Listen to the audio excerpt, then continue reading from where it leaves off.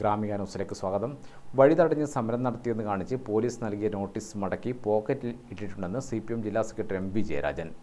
കേരളം എന്താ ഇന്ത്യയിലല്ലേ എന്ന മുദ്രാവാക്യമുയർത്തി കേന്ദ്ര അവഗണനയ്ക്കെതിരെ CPM നടത്തിയ കണ്ണൂർ ഹെഡ് പോസ്റ്റ് ഓഫീസ് ഉപരോധ സമരത്തിൽ വഴി തടസ്സപ്പെടുത്തിയെന്ന് കാണിച്ചാണ് പോലീസ് നോട്ടീസ് നൽകിയത്. സമരത്തിൽ 10,000 പങ്കെടുത്താൽ വഴി തടസ്സപ്പെടുമെന്ന് MV ജയരാജൻ ഉപരോധ സമരത്തിന്റെ അധ്യക്ഷ പ്രസംഗത്തിൽ പറഞ്ഞു.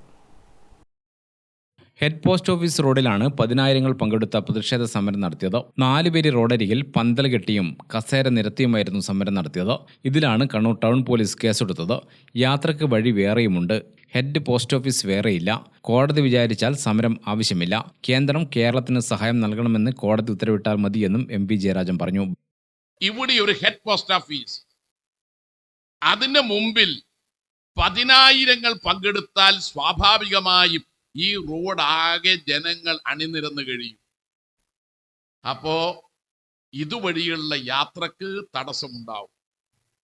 യാത്രാ മാർഗങ്ങൾ വേറെയുണ്ട്, ഹെഡ് പോസ്റ്റ് ഓഫീസ് വേറെയില്ല.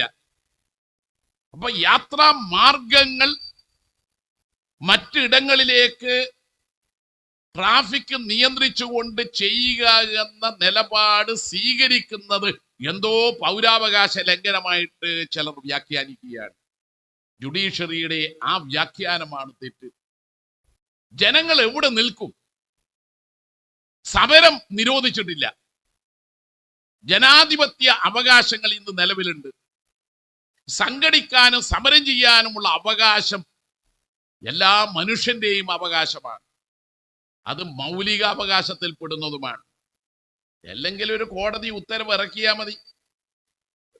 കടലിൽ ഖനനത്തിനുള്ള കേന്ദ്ര ഗവൺമെന്റിന്റെ പുതിയ ഉത്തരവ്, നിയമ ഭേദഗതി അത് റദ്ദാക്കിയാൽ മതി.